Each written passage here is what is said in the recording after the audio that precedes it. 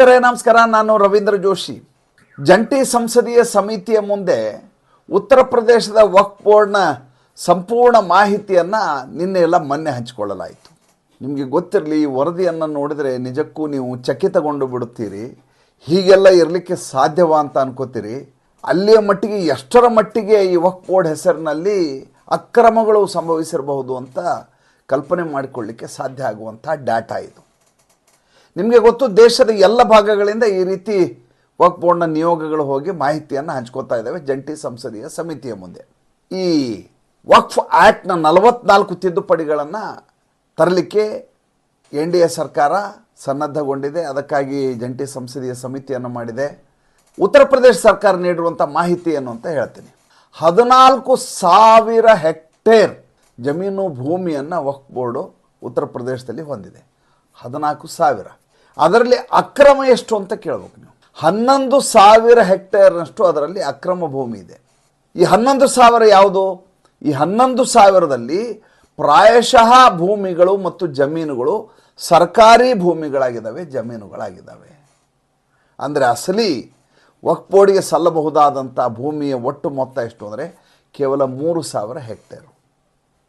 ಈ 3,000 ಹೆಕ್ಟೇರ್ ಏನಿದೆಯಲ್ಲ, ಇದನ್ನು ಕೂಡ ಧರ್ಮದ ಉಪಯೋಗಕ್ಕಾಗಿ ಮಾಡಿಕೊಂಡಿದ್ದಾರಾ ಅಥವಾ ಬೇಸಾಯ ಮಾಡ್ಕೋತಾ ಇದ್ದಾರೆ ಅನ್ನುವುದರ ಪರೀಕ್ಷಣೆ ಆಗಬೇಕಾಗಿದೆ ಈಗ. ಏಕೆಂದರೆ ವಕಾಫ್ ಅಂತಂದರೆ ಧಾರ್ಮಿಕ ಕೆಲಸಕ್ಕಾಗಿ ನೀಡುವಂಥ ದಾನ. ಅದನ್ನು ನೀವು ಮಸೀದಿ ಕಟ್ಟಬೇಕು, ಅದಕ್ಕೆ ಸಂಬಂಧಪಟ್ಟ ಹಾಗೆ ಕೆಲಸ ಕಾರ್ಯಗಳಿಗೆ ಬಳಸಬೇಕು. ಅದನ್ನು ಬಿಟ್ಟು ಬೇರೆ ಯಾವುದೇ ರೀತಿಯಾದಂಥ ಕೆಲಸ ಮಾಡುವ ಹಾಗಿಲ್ಲ. ಅದು ಕಾಯ್ದೆ. ನೋಡಿ, ಈ ವಕ್ಫ್ ಕಾಯ್ದೆಯನ್ನು ಜವಾಹರ್ಲಾಲ್ ನೆಹರು ಅವರು ತಂದಾದ ಮೇಲೆ ಇಂದಿರಾ ಗಾಂಧಿಯವರು ಅದಕ್ಕೆ ಇನ್ನಷ್ಟು ಪುಷ್ಟಿಯನ್ನು ಕೊಡ್ತಾರೆ. ನರಸಿಂಹರಾವ್ ಅವರು ಇನ್ನಷ್ಟು ಸದೃಢಗೊಳಿಸ್ತಾರೆ. ಮನಮೋಹನ್ ಸಿಂಗ್ ಎನ್ನುವಂಥ ಮೌನಿ ಬಾಬಾ ಏನು ಮಾಡ್ತಾರೆ, ಇದನ್ನು ಕಾನೂನು ವ್ಯಾಪ್ತಿಯಿಂದನೇ ಹೊರಗೆ ಹಾಕಿಬಿಡ್ತಾರೆ. ಅಂದರೆ ಯಾರೂ ಇದರ ಕುರಿತಾಗಿ ಕೋರ್ಟ್ಗೆ ಹೋಗಂಗಿಲ್ಲ. ಕಾನೂನನ್ನು ಮೀರಿದಂಥ ಒಂದು ಸ್ವಾಯತ್ತ ಸಂಸ್ಥೆಯನ್ನಾಗಿ ಇದನ್ನು ಬೆಳೆಸಿಬಿಡ್ತಾರೆ. ಯಾವಾಗ ಇದು ಈ ರೀತಿ ನಿಲ್ಲದ ಹಾಗೆ ಬೇತಾಳನ ಹಾಗೆ ಬೆನ್ನತ್ತೋ ದೇಶದ ಎಲ್ಲ ಜನರ ಮೇಲೆ, ಆವಾಗ NDA ಸರ್ಕಾರ ಇದಕ್ಕೆ ತಹಬಂದಿಗೆ ತರಲಿಕ್ಕೆ 44 ತಿದ್ದುಪಡಿಗಳನ್ನು ಘೋಷಿಸುತ್ತೆ.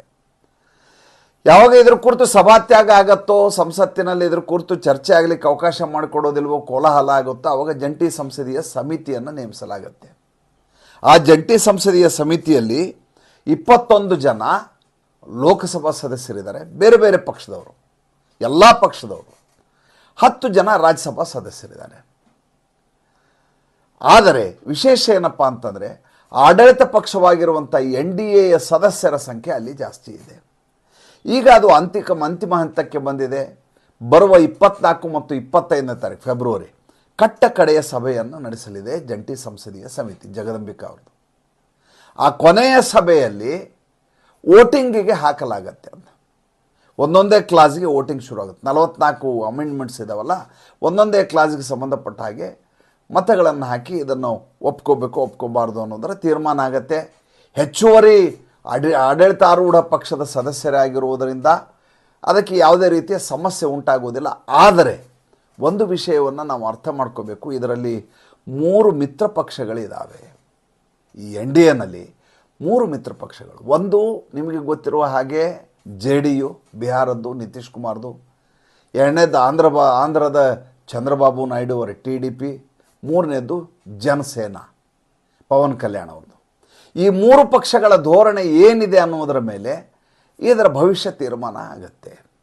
ಅದಾದಮೇಲೆ ಅದನ್ನ ಲೋಕಸಭೆಯಲ್ಲಿ ಮಂಡಿಸಲಾಗತ್ತೆ, ಸಂಸತ್ತಿನಲ್ಲಿ, ರಾಜ್ಯಸಭೆಯಲ್ಲಿ ಮಂಡಿಸಲಾಗತ್ತೆ.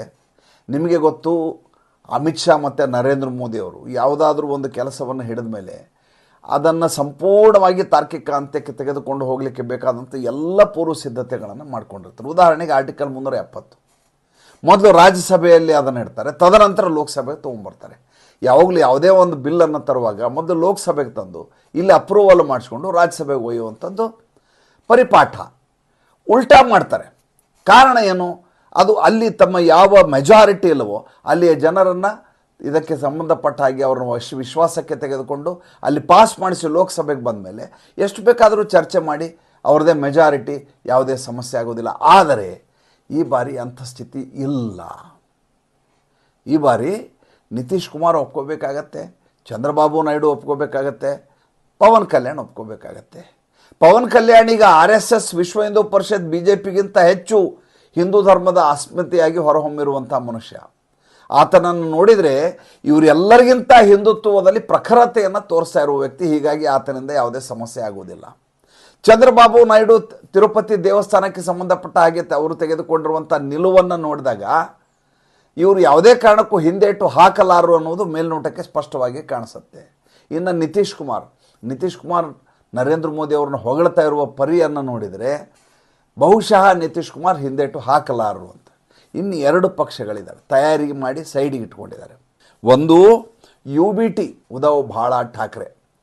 ಈ ಉದ್ಧವ್ ಬಾಳಾ ಠಾಕ್ರೆ ಈ ಬಿಲ್ಲನ್ನು ಪ್ರೆಸೆಂಟ್ ಮಾಡಿದ ಸಂದರ್ಭದಲ್ಲಿ ಸಂಸತ್ತಿನಲ್ಲಿ ವಾಕೌಟ್ ಮಾಡಿದರು, ಸಭಾತ್ಯಾಗ ಮಾಡಿದರು.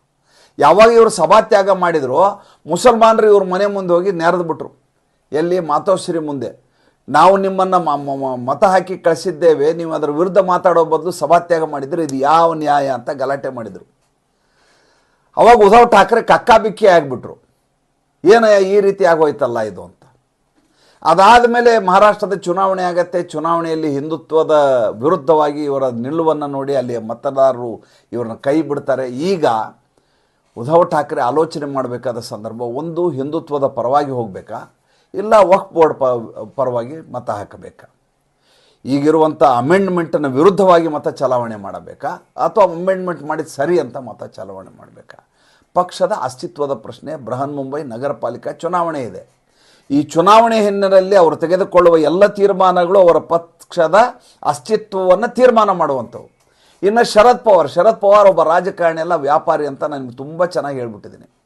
ಈತ ಮಗಳಿಗೆ ಸ್ಥಾನಮಾನ ಕೊಡ್ತೀನಿ ಅಂತ ನರೇಂದ್ರ ಮೋದಿ ಹೇಳಿ ನಾಳೆ ಒಂದು ಕೇಂದ್ರ ಸಚಿವೆಯನ್ನಾಗಿ ಮಾಡ್ತೀನಿ ಅಂತ ಹೇಳಿದ ತಕ್ಷಣ ಮತಗಳನ್ನು ವಕ್ಫ್ ತಿದ್ದುಪಡಿಯ ಪರವಾಗಿ ಮತ ಹಾಕಲಿಕ್ಕೆ ಸಿದ್ಧರಾಗಿಬಿಡ್ತಾರೆ. ಅದಲ್ಲದೆ ಸಣ್ಣ ಪುಟ್ಟ ಪಕ್ಷಗಳಿದ್ದಾವೆ. ಅಮಿತ್ ಶಾ, ನರೇಂದ್ರ ಮೋದಿ ಅವರು ಯಾವತ್ತೂ ಯಾವುದಾದ್ರೂ ಒಂದು ತೀರ್ಮಾನ ತೆಗೆದುಕೊಳ್ಳುವಾಗ ಇಂಥ ಎಲ್ಲ ಸಣ್ಣ ಸಣ್ಣ ಸೂಕ್ಷ್ಮತೆಗಳನ್ನು ಲೆಕ್ಕಕ್ಕೆ ತೆಗೆದುಕೊಂಡು ತಮ್ಮ ಕಾರ್ಯಸಾಧನೆಯನ್ನು ಮಾಡ್ತಾರೆ. ಈಗ ಅಂಥದ್ದೊಂದು ಗಳಿಗೆ ಬಂದಿದೆ. ಸತ್ತು ಪರೀಕ್ಷೆಯ ಸಮಯ ಏನಾಗತ್ತೆ ಕಾದು ನೋಡೋಣ. ಮತ್ತು ಮುಂದಿನ ಸಂಚಿಕೆಯಲ್ಲಿ ಹೊಸ ವಿಷಯದೊಂದಿಗೆ ಬರ್ತೇನೆ.